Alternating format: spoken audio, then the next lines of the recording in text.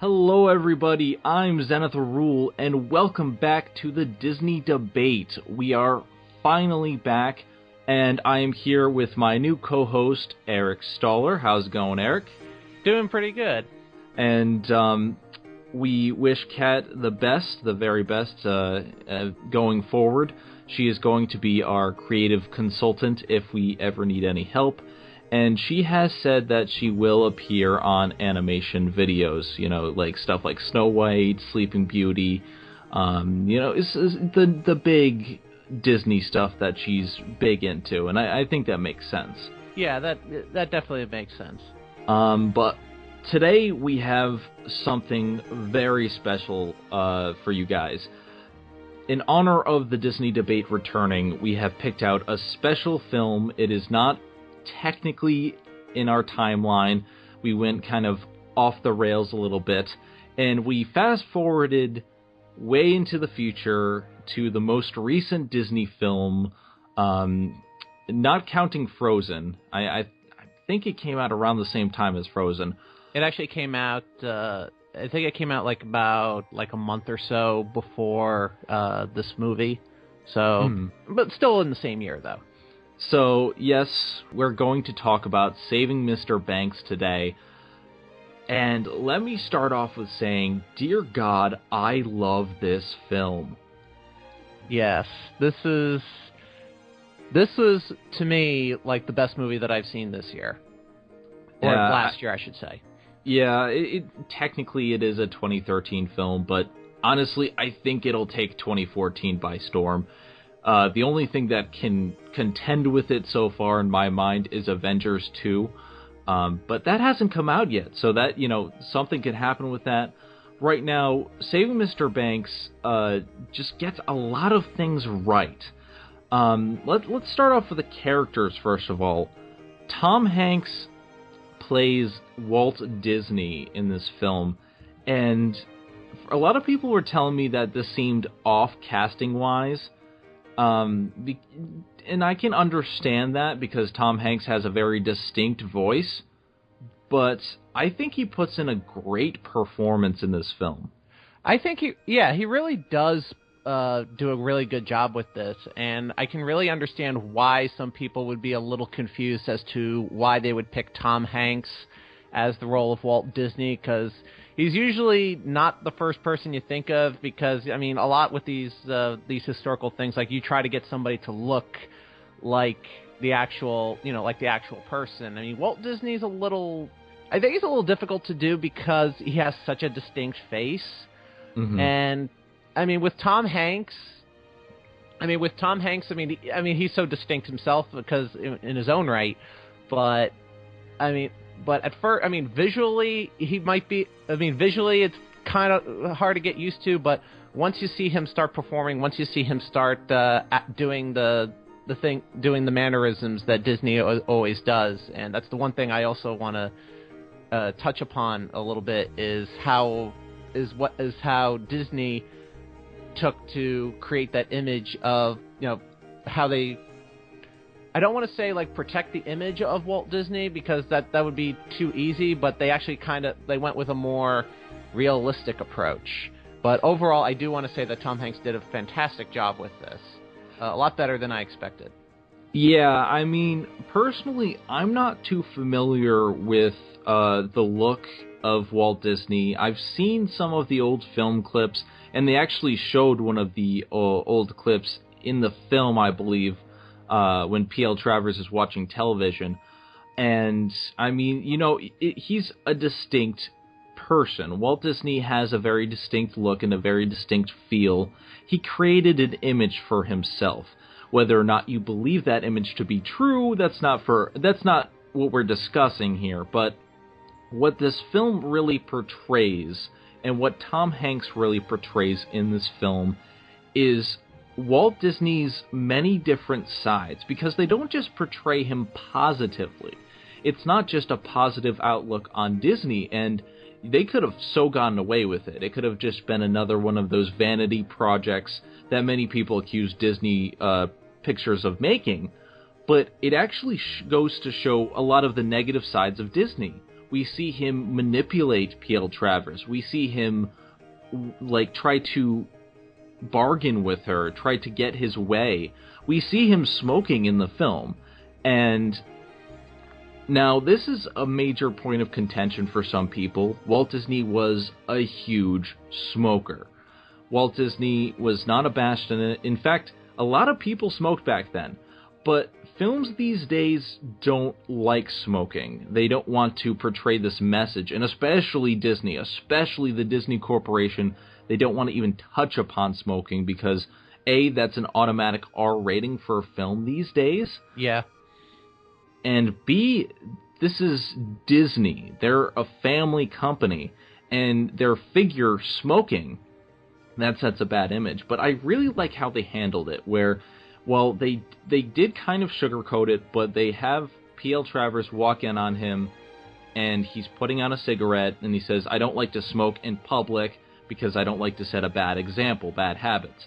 Now, Disney probably wouldn't have said that, but they had to do it to get around the issue. What do you think, Eric?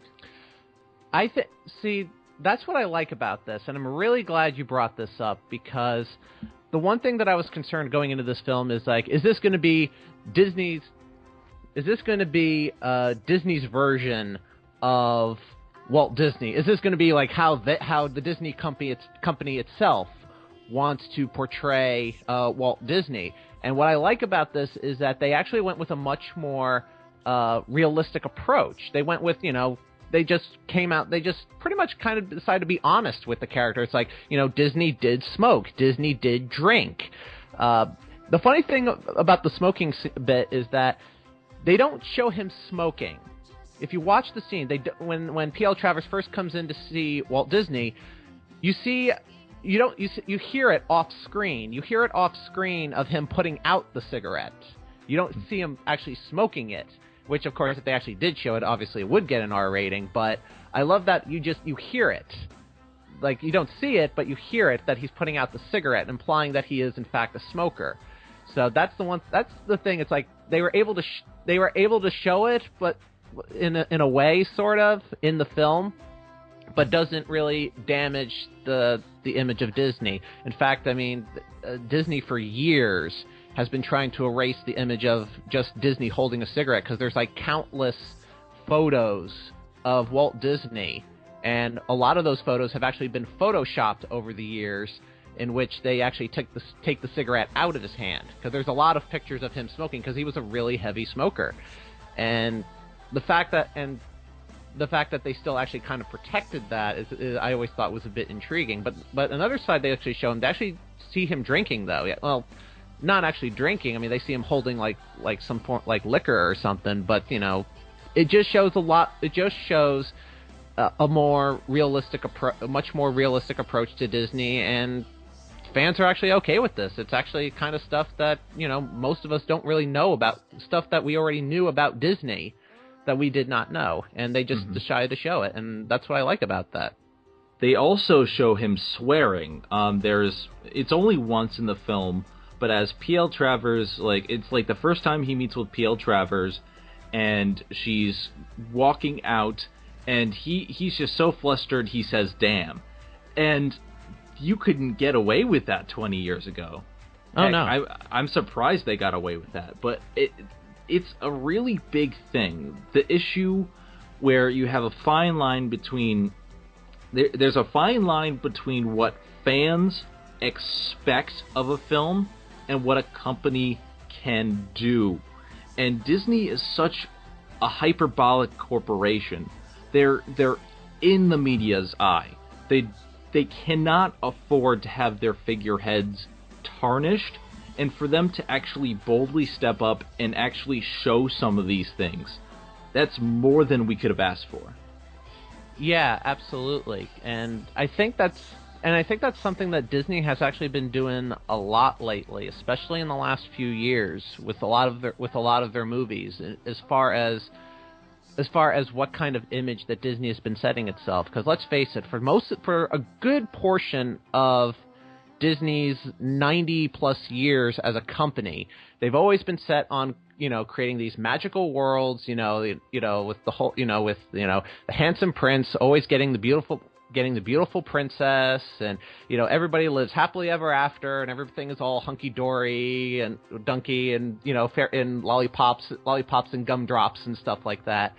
But in the last few years, though, Disney, a lot of the films that have come out, like stuff like Enchanted and stuff like Frozen, where you have these movies where you have those paradigms, but they're kind of standing themselves on their head, in which like instead of having the prince save the day, it's the princess that saves the day. It's these different paradigms that are kind of shifting. It's almost like Disney saying, "Look, we created these paradigms, we can totally change it," and I like that because it's a reflection of themselves. It's a reflection of themselves, and it's also making them more self-aware of what they are, and they can get away with that sort of stuff because they're Disney. They created it. Disney has certainly become a lot more self-aware in the past few years. Just looking at Emperor's New Groove and the way they, make fun of and lampoon their own tropes and their own cliches. And then lately they've been taking these cliches and turning them over, and like you said, it's these princesses are in the spotlight in a different way. We have Tangled, where the princess is technically the main character, and she's the one saving the guy who turns out to be a prince. This is like the first film where he wasn't a prince beforehand. Yeah, but I can agree with that with Tangled, but I kind of see more Enchanted because that came out a little bit earlier. Because at least with that film, it's like, okay, we have your stereotypical prince, we have your typical prince, we have your typical princess, and we have your evil wicked queen, and they're just going to come out in the real world in modern day New York City, and we're just going to kind of have like a Disney musical in the middle of New York, and people in New York are like, what the heck is going on? But she's like, but everything is so magical, but at the end everything, she she doesn't go with the handsome prince. She goes with the guy that she meets with, and goes with the realistic guy instead of the fantasy guy, and she is the one who ends up saving him at the end, and just it's turning it on. It's turning the whole trope that they themselves have created on its head, and that's what I like about it. And Saving Mr. Banks is really it further adds onto it, but in this case, it's a much more historical approach, and it's much more realism. Disney is in it, but it's not necessarily the main focus, because this movie actually kind of plays off as two different films, because the big focus mostly is P.L. Travers. Mm-hmm. And like you said, this could have just been another cliche. We could have just turned P.L. Travers into the villain. We could have just turned this into a documentary about Disney. But what this film really is, it's a study of P.L. Travers' life and her interactions with Disney, but Disney's really second to that. It's a character study, and it doesn't portray one person negatively or positively. They're just kind of spread out. Each person has their own points. Each person has their own reason for wanting to do things the way they want to do them. Mm-hmm. And I just like that. I think it's a brilliant in its approach. What I love about the approach is that, especially with P.L. Travers, is that there are moments where they show her all the stuff that they're doing to make the movie, they show her the different songs, everything in the script, and she's going in there, dissecting it line by line on what it should be in the script, almost to the point where it's like, how can you not how can you not like this? I mean, this is stuff that, I mean, we look at it, it's like, how could she not like this? I mean, this is brilliant. But I think what offsets that, because there are times where, like, it can be where her character can be a bit grating. It's like, how could she be mean about all this?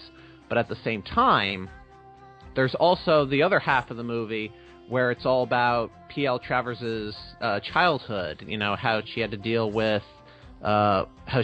her father, especially with his drinking problem and his work troubles and stuff like that, and still being able to live, like, still trying to be a kid while still all of a sudden being introduced to real world problems. And when you see that, all of a sudden P.L. Travers becomes a much more sympathetic character, because the stuff that she's doing, the stuff that she's reacting to, is similar to the stuff that she was exposed to when she was a kid. And the way they go back and forth between each, it does give it a nice flow, and it illustrates its point about why P.L. Travers is such, why she acts this way. And that's what I like, about that. It's very interesting to see the two different perceptions on Mary Poppins. P.L. Travers wrote the book Mary Poppins and a bunch of other stories about Mary Poppins. And Disney and his daughters and everyone else grew up with these books, and that's how he began to start this idea of making it into a film. And when we see the two different ideas of what she feels about Mary Poppins and what he feels about Mary Poppins, it's very poignant. There's a scene in the middle of the film where the Sherman brothers are playing Feed the Birds, and Disney walks into the room, and he sits down, and this whole entire time, like, he's been fighting P.L. Travers every step of the way. The Sherman brothers don't like her, she doesn't like them, and he sits down and he says, but I kind of understand where she's coming from, because I was in a similar position myself when I was almost forced to sell Mickey as a character, and I just couldn't give it up. Mickey is family. Mickey is family to me, he said. And that is, it's a very different thing. Like, the way she perceives Mary Poppins as a character, the way she perceives Mr. Banks, that's precious to her. In the film, she bases Mr. Banks on her father. And Mary Poppins is coming in to save Mr. Banks. It's not about the children. And they kind of hint at this throughout the entire film until Disney's speech at the end, which I won't spoil because it's brilliant, but he's like, you know what? It's not about the children. It's about Mr. Banks. She comes in to save Mr. Banks. And, when you think about it like that, the way they view things, it really can kind of, it's a lot easier to understand where she's coming from. And they illustrate that perfectly in the flashbacks about, we see Mr. Banks as her father. Yes. And I have to say, Colin Farrell does a fantastic job playing P.L. Travers' father, because the way he does it, like, he does it with such, with him, having a love for his children, that he wants to have fun and just be, just, if he had his way, he would just spend time with his children all day, as much as any a father would. And from that, and then you see him with his troubles, you see him with his drinking problem, and you see him, having troubles with the bank, and you start, especially with the bank, because that's when you get to see, the influence of where the Mr. Banks character all of a sudden starts to come from. And that one scene where P.L. Travers is listening to the song when they're in the bank, and they're playing that along with the flashback of the fair going on, and Travers' father has to make a speech, and some of the words playing off with that, with the lyrics, and the two of them just kind of offsetting two of them just kind of going hand to hand against each other, and you start to see that, start to see where this whole where the negative side of Mr. Banks' character comes from, is just this, how he's all bogged down in the bank, and how, and he doesn't have time, and as a result, he doesn't have time to, spend time with his children, and we start to see all the little things that, we get to see what Mr. Banks is all about, and then all of a sudden P.L. Travers is like, why did you make him so mean, and he wasn't mean and whatever, and you start to see what P.L. Travers is talking about as far as what the Mr. Banks character means to her, and that it is her father, and she put a lot of what she's seen as her father into the characters, into all of Mary Poppins. And I think a lot of it, too, is when she say, why did you make her so mean?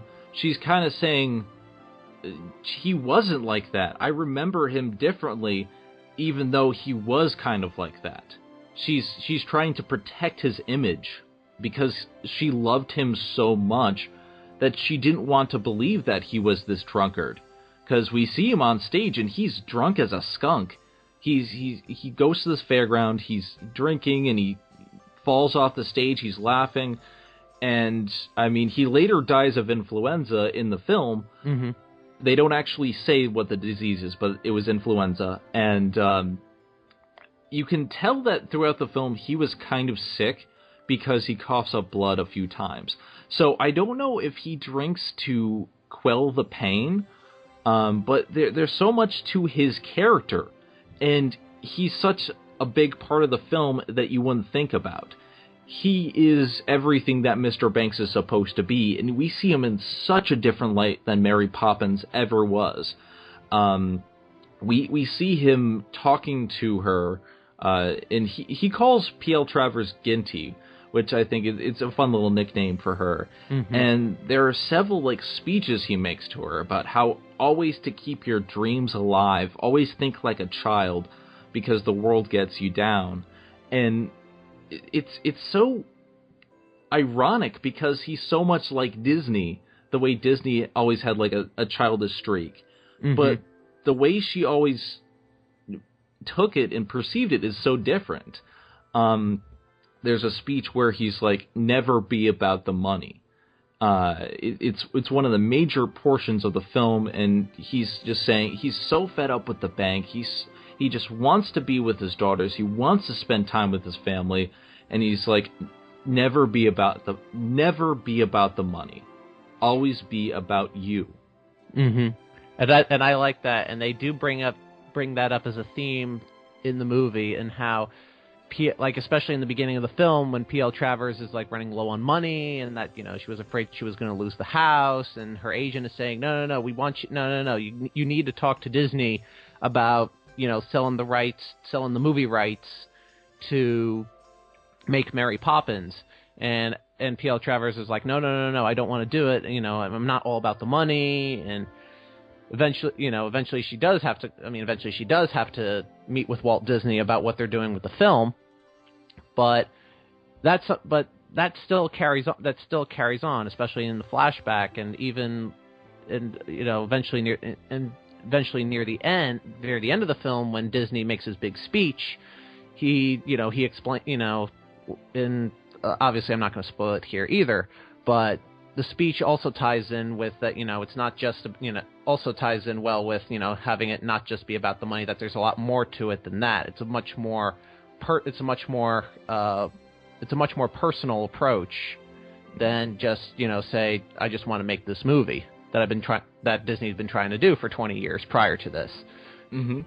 I mean, he basically says to her, like, you think I'm this big media mogul trying to dominate and control everything and do it my way, and he's not. He's throughout the film, he's made it perfectly clear that he has an emotional and personal stake in Mary Poppins as a character. Mm-hmm. His daughters grew up loving it. He loves it. To him, Mary Poppins is family. And you can, when he says it, when he says these words, they're genuine. Mm-hmm. it's a person speaking from the heart, and I don't know the historical accuracy of the film. I know there are a couple of things that are a little out of place, which we'll talk about later, but just the acting with Tom Hanks, he makes you believe in Walt Disney's passion. I mean, in recent years, we always kind of think of Disney kind of very negatively, like, he's this big guy who's just trying to, buy up everything, and especially, in recent years when Disney has been buying up, a bunch of stuff, but here we kind of see this other side of Disney, how he's just this guy where he doesn't just buy stuff for the sake of buying stuff. He does it for a reason, because he feels that there's value to it.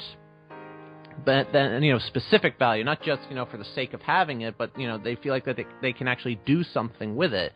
And that's, there is a line, like, later in the, very late in the film where he says, if I wanted Mary Poppins to be just another brick in my giant, my castle, then, I would have done it already, but I don't want to do that.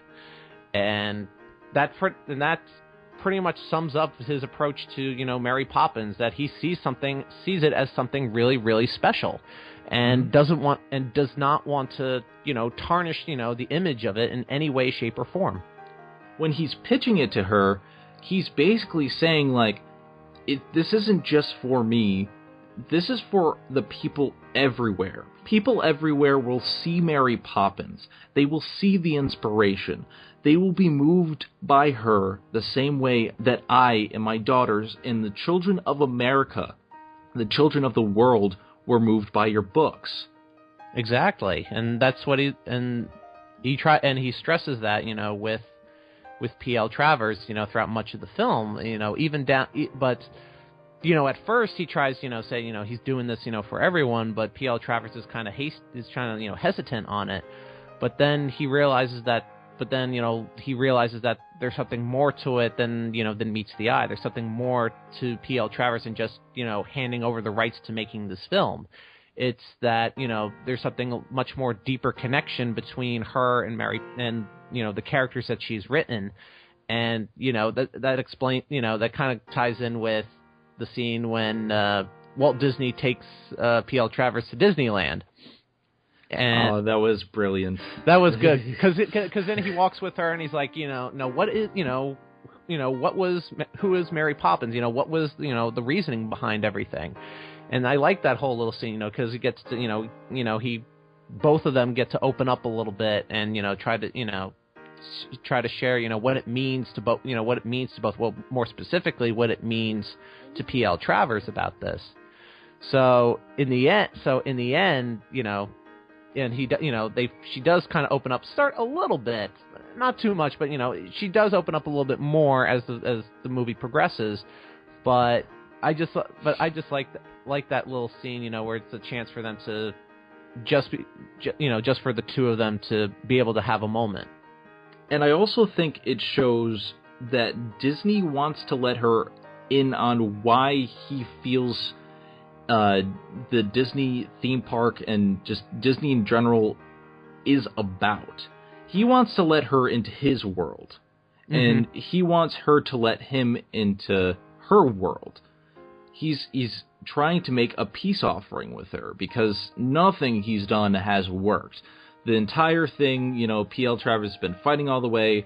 She doesn't think the Banks house would have looked like that. She didn't want Mr. Banks to have a mustache. A bunch of different things, and then there was this one where Travers, pretty much, she's trolling him at this point. She says she doesn't want red in the film. So I guess the only way to do that would be to make it black and white, but the reason she's doing it is because one of the Sherman brothers was wearing red at the time, and it's this back and forth is really brilliant and really well scripted, well orchestrated. And at this point, Disney is saying, okay, I know that you're not happy with this. I'm trying my best to accommodate you.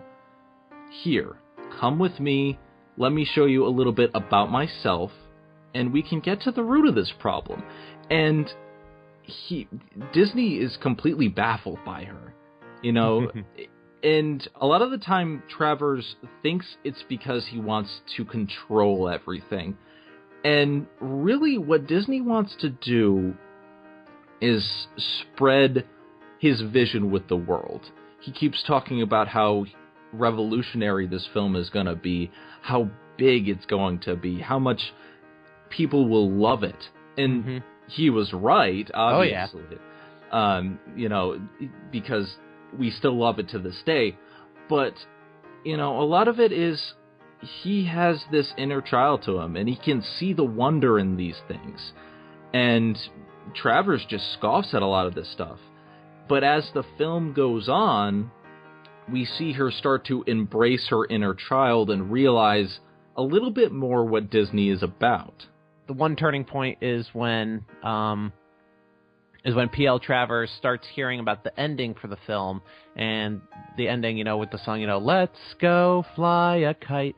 And when she hears that song, like, all of a sudden, it's like all of a sudden she realizes, and realizes that her father, Mr. Banks is the one that fixes the kite.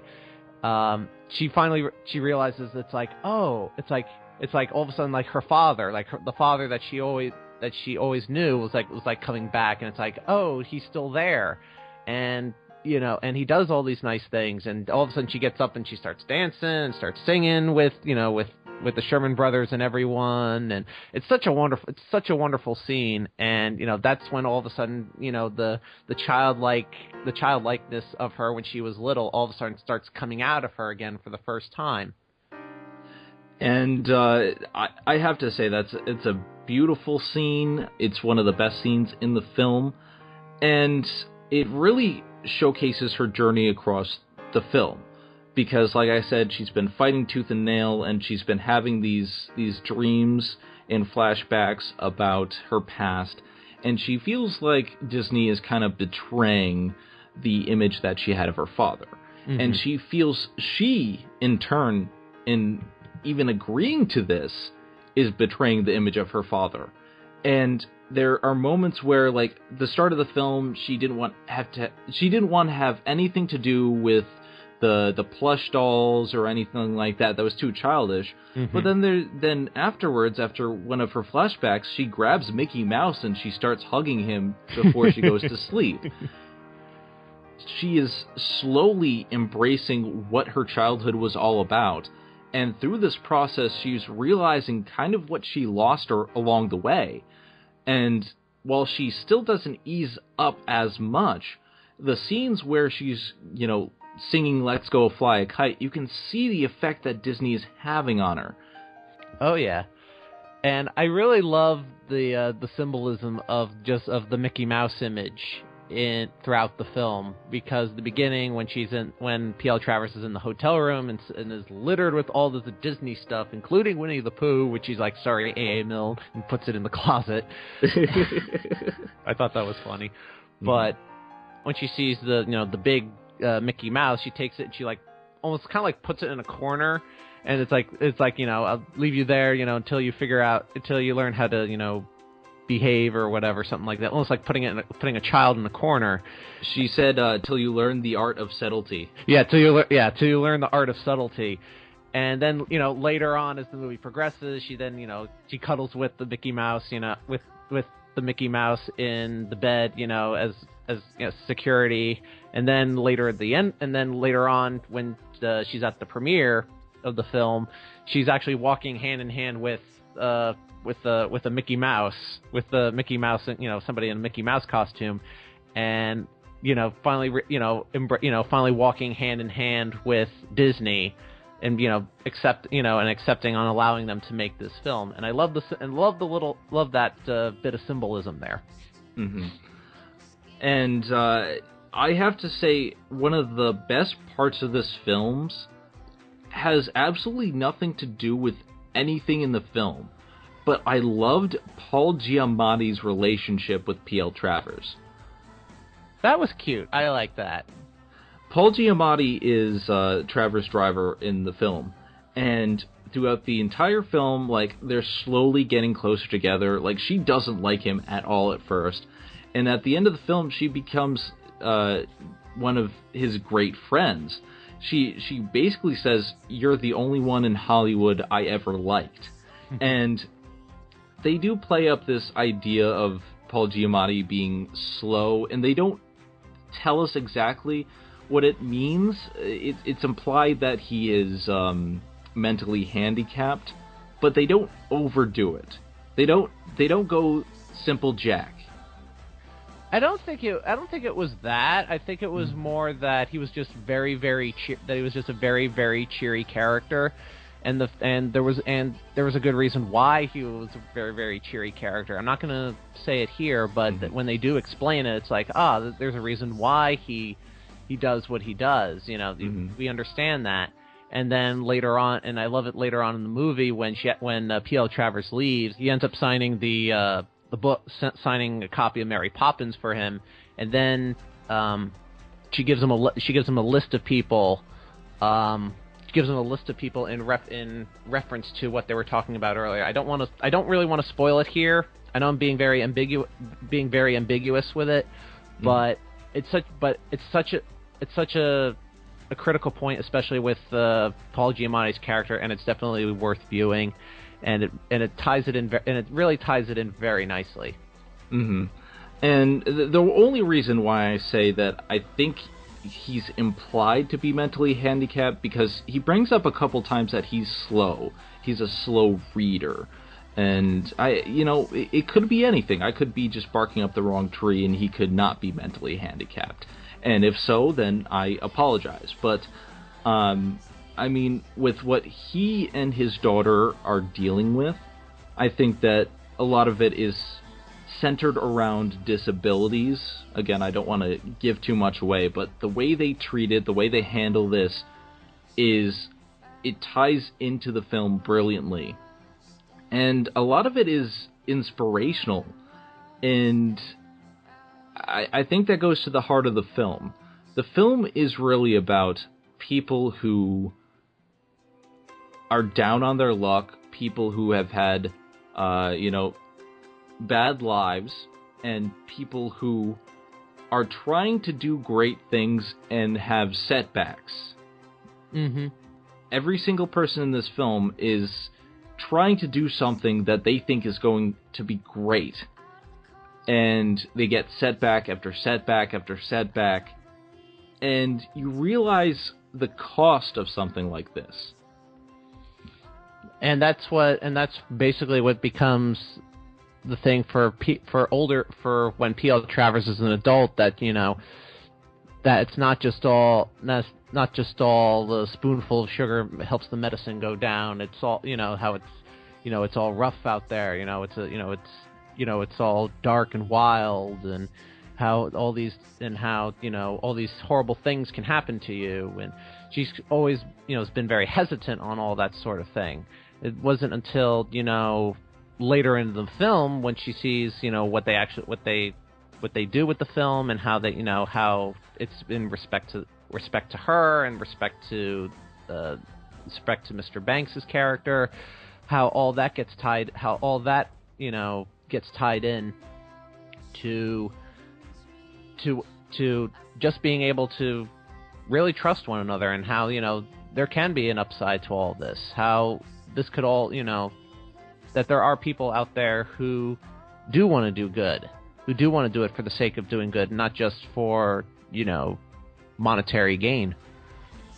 Now, what did you think of Emma Thompson's performance as Travers? Oh, I think she was very spot on, because I heard that she did listen to the actual audio tapes. One of the big things in the film was that P.L. Travers wanted all of her conversations, talking about the script and whatnot, wants all the conversations recorded. And Disney still kept to this day still have the recordings. In fact, they play it in the end credits. They actually play the actual physical recordings, and Emma Thompson actually listened to the recordings in a way of helping her get into character, and she did a phenomenal job with it. And she was like very spot on with how she would behave and whatnot. And And I can see, and right now as we're talking, she's nominated for a Golden Globe Award for Best Actress, and I wouldn't be surprised if she gets an Oscar nod for this. And I hope she does, because she was really, really good with it. I don't think anyone else could quite put together her blend of irritatingly charmingness, if that makes sense. Yeah. She's a very difficult person to pull off. I mean, in real life, obviously, she was that kind of person. But for Emma Thompson to really showcase what P.L. Travers was all about, to showcase why Travers is the way she is, make us feel for her, while at the same time, most of what we see of her on screen is her arguing with people.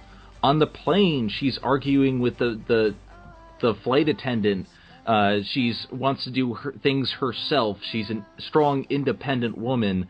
And then she tells a mother, the person who moved her stuff so that she would be able to hold on to her own luggage, she tells her to keep her child under control.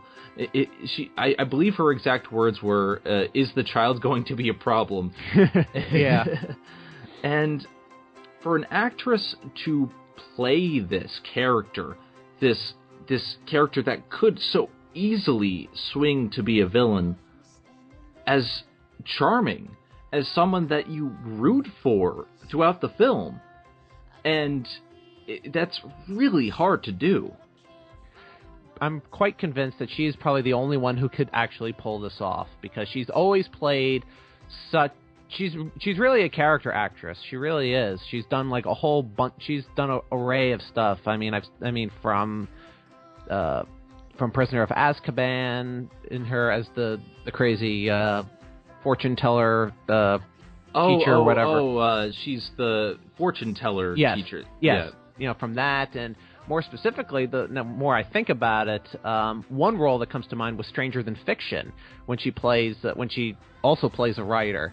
Where she plays the writer for this, who always does like all these like depressing stuff, and the way she portrayed that character you could see that as kind of a stepping stone to when she takes on the role of P.L. Travers in Saving Mr. Banks, in which she plays like this stern character, but still have a sense of crazy, not so much a sense of also a sense of craziness. But with her, instead of just being just another crazy writer, but also have a sternness to it. She's complaining about this, having these insane complaints about this, but also at the same time still being still being able to get exactly being able to tell what she wants. So the cast is star-studded. The script is excellently written. You have great performances by the people who are portraying the Sherman brothers. Mm-hmm. I know I've seen these people before. One of them is from The Office, and he plays the comedic Sherman brother really well. The one who fights Travers every step of the way. Yeah. And they both have great singing voices. The songs, the rearrangement of the songs in this film are really well done. The plot is the plot could have just gone nowhere. In a documentary, the plot generally doesn't take precedence as much as like historical fact. It's just getting across the facts. But this has a clear story to it, a clear heart to it. It's showcasing what Disney is about, and it's showcasing what P.L. Travers is about. And I think it's kind of ironic because P.L. Travers, in one of the shots, she's like, there's no heart to this film. There's no heart to Mary Poppins. It's just fluff and people zipping around on screen with twinklingness. And she feels like there's no heart, and yet, at the end of the day, Mary Poppins and Saving Mr. Banks both kind of have that same heart to it. Yeah, and that's what surprised me the most, is because even before going to see this film, I saw the trailer and I'm just like, oh, it's just this movie about Walt Disney trying to get the rights to Mary Poppins from P.L. Travers. I'm like, oh, and I thought they revealed too much of the movie. I thought they revealed the entire movie in the trailer, but then when I actually did go to see it, I'm like, oh, It's a lot more than that. It's more about P.L. Travers. It's more about it's about her trying, about what Mary Poppins means to her, and how, what Disney wants to do with it, and what Disney wants to do, make sure to preserve the integrity of Mary Poppins while at the same time, not trying to hurt, P.L. Travers as a person. That same heart, that same heart from the original Mary Poppins. Throughout the entire film is filled with nods to the original, as far as the inspiration for where the songs came from and all the little different mannerisms, even in the flashbacks, even when in the one flashback where P.L. Travers' real nanny, the original nanny for what inspired the character Mary Poppins, comes in, all the little things we start to see, we see the stuff coming out of the bag, as if there was you can hold hundreds of things in there, or and even down to the umbrella, the parrot umbrella, even though it wasn't talking, but the fact that it had that, and even the nanny said spit spot, just like Mary Poppins, all those little things. And the entire movie is filled throughout with all these little nods, some subtle and some not so subtle. And we see all this, and it's it's nostalgic, but at the same time, it's so that's where it came from. And I love how the film is bookended. It starts with a quote from Mary Poppins. Winds in the east, mists coming in, like something is brewing, about to begin. Can't put my finger for what lies in store, for what's about to happen, all happened before, or something like that. I think I got most of it. I think that's one of the direct lines from the book. Yeah. And it fits so well. And, you can argue all day about who it's really talking about, because in the book, obviously, it's talking about Mary Poppins coming in out of nowhere, but in the film, it could be said about many different people. Or in this case, starting up the Disney debate again. So, winds in the east, Disney is back.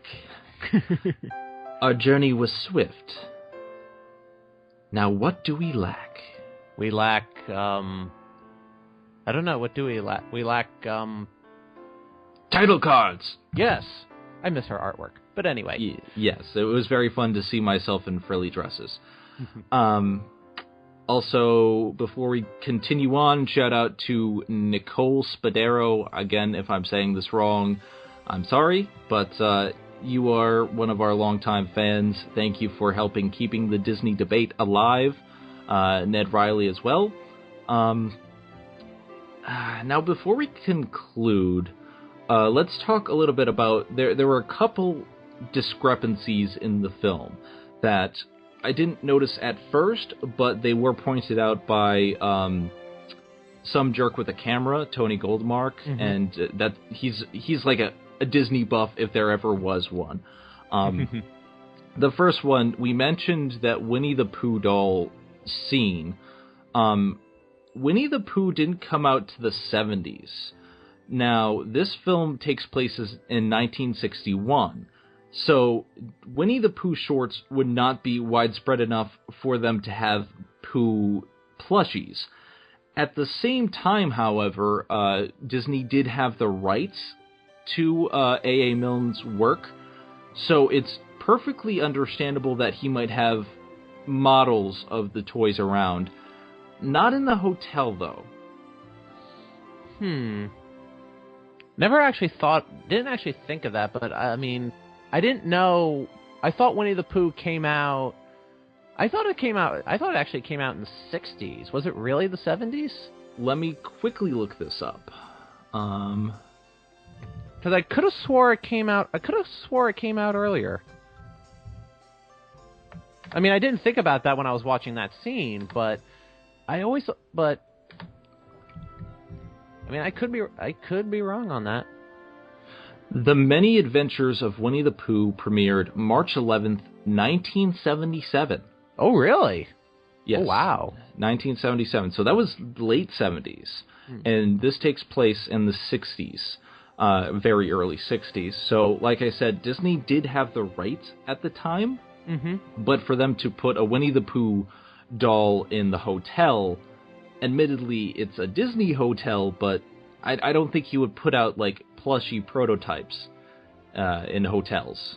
It could be one of those things where there's going to be people online, like, nitpicking it, you know, once it comes out on DVD, saying, "Oh, no, that's wrong, that shouldn't be in there because Winnie the Pooh didn't come out until much later," and, you know, there's going to be, like, stuff nitpicking, you know, stuff like that, mostly like historians and whatnot. And speaking of historical inaccuracies, I don't know if you want to talk about this here or not, about the ending. Yeah, P.L. Travers hated the film. This is a fact. She hated everything about it. She hated the animation. She did not want there to be animated dancing penguins because she hated cartoons. She hated Dick Van Dyke. Yes. Historically, at the premiere, she went to Disney and said, "Okay, you're right about Julie Andrews, but I want Dick Van Dyke out of the picture," until she realized that this was the premiere. She thought that it was like a showing. Mm-hmm. Also, I don't think P.L. Travers was actually at the premiere at the Chinese Theater in Los Angeles. I don't think she was ever there. She was. I actually looked this up. Oh, really? Yes. She was not invited to go, but she persuaded Disney to let her go to the premiere. Ah. I don't know if it was at that exact location, but she was there. Yes. So the film makes it ambiguous whether or not she liked it. There are several scenes where she's crying, and it seems positive. There are several scenes where she's looking downright appalled at the animated penguins. But at the end of the day, throughout the sequence, it makes her seem like she liked more of it than she disliked. A lot of it, she's flashing back to Mr. Banks, especially the scene where Mr. Banks is walking out to the bank to, you know, kind of just be fired. She flashes back to her own past and how she went with her father and the scenes at the bank that we've seen in her past. And it's ambiguous, but it makes her seem like she's liking this part of the film. And she says a line when she's crying. Disney is sitting right behind her, and I'm pretty sure this didn't actually happen. But he goes up, like, he leans into her, and he's just like, "It's okay. You know, Mr. Banks will be saved. He'll mend that kite." And the only answer she really gives is she doesn't care much for animated pictures. Yeah. And the way she says it is important, because I can't accurately convey the emotion. It makes it seem like she's saying that to brush him off, but she really likes the film. Yeah. Now, like we said, she hated it. Yes. But she did like some aspects.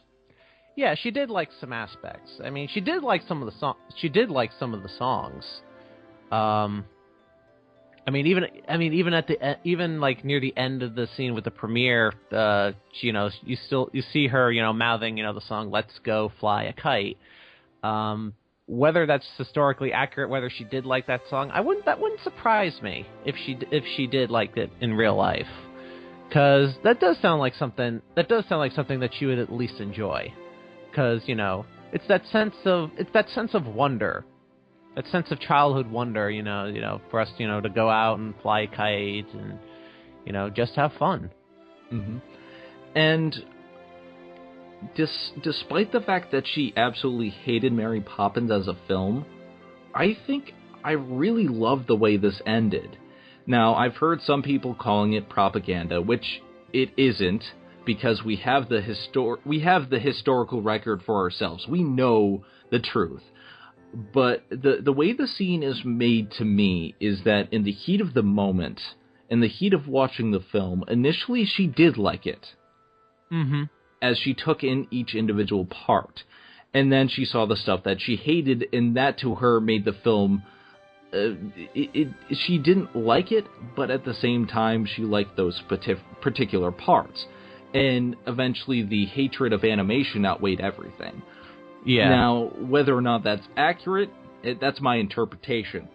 But I've had many times where in the heat of the moment of watching a film that was not the best, take my theater viewing of both Sucker Punch and Tron Legacy. Now, these films are flawed. These films are very flawed. Yeah. But I had such fun watching them. Mm-hmm. And that's the thing, where there are films that are completely bad, but you don't realize it until you take everything in. And maybe in the heat of the moment, she did like most of it. Mm-hmm. Maybe she didn't. But I think the scene just perfectly illustrates that ambiguity of it. Yeah, because the thing about this at the end of the day is, yeah, we know the history. I mean, anybody who is a real Disney fan knows, the history of, like, Mary Poppins, about how P.L. Travers, didn't like the film, how she didn't like certain aspects of it. I mean, that stuff we all know. A lot of the historical stuff we know about it. I mean, Disney still has the actual audio tapes from, all the scripting sessions that she had done. In fact, they even show that in the credits. So it's like with this film, Disney didn't feel like they need to, like, make this stuff up, because there's plenty of historical stuff and it's made public knowledge. So it's like they didn't really have to, polish it up, make it all hunky-dory and, we're going to go out and make a movie. But they didn't feel like they didn't need to here, because it's, you have all this stuff backing it up, and it treated us. It's a movie that whether you're younger or whether you're older, it treated you like an adult. It didn't talk down. It didn't talk down to a certain audience. And whether or not it's fully historically accurate does not matter, because at the end of the day, this film appealed to our emotions. It wasn't a logical film. It didn't appeal to our ethics. It appealed directly to our pathos. It told us a story about two people who both wanted very different things for characters that they were invested in. Whether or not they were historically accurate, the journey was brilliant. Yes, and there are a few movies out there that I tear up for, and this one got me in tears almost. I mean, just a bit. It had me twice, especially during the speech at the end. Yeah, especially at the speech at the end, I almost lost it. I have to admit. So, people are going to complain. Yeah. I have heard people complain about inaccuracies and how it's propaganda and Disney's just doing it as a vanity project, but you know what? The majority of the people who have talked about this film have loved it, and I will support this film with everything that I have.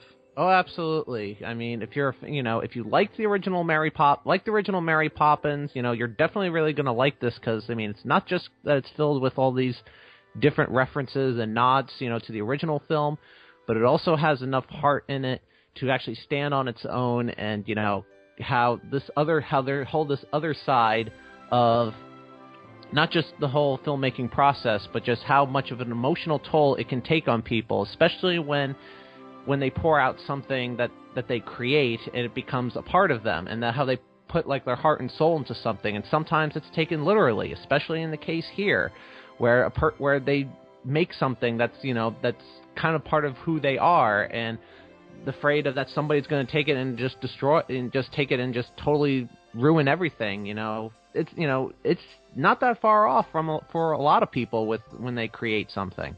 Mm-hmm. Whatever you create is your baby. It is so close to you, no matter how silly or how odd it may seem.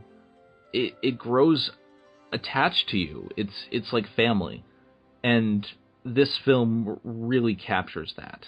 As a writer myself, who's almost finished a couple of books, I can definitely say that you can grow attached to what you create. So this film really spoke to me. Final thoughts? I'd say this one, if you're a fan of Mary Poppins, if you're a fan of Disney, or even if you're looking for a good cry, well, not really, but if you really want to get swept up in something, this is definitely your film. Or if you're just interested in the whole, filmmaking process, especially the creative aspect of it, this is definitely a movie for you. Or for any Disney historian, this one is definitely for you because, there's a lot of historical stuff in there, and for the most part, they get a lot of the history right. I mean, there are some parts of it they do change, for the sake of the film, for the sake of the narrative, but it does remain faithfully accurate, especially even in the portrayal of Walt Disney. I personally think, regardless of whether you like or hate Disney, that this film should be seen by anyone, especially if you're into making films yourself, because it shows a lot of the creative process. It shows a lot of the hard work it takes just to get the rights to something like this, and it has the heart to back it up. But anyway, this has been the newly renewed Disney debate. I'm Zenith Rule. I'm Y2Staller. And we will see you next time when we search for Westward Ho the Wagons. See you next time. Take care, everyone.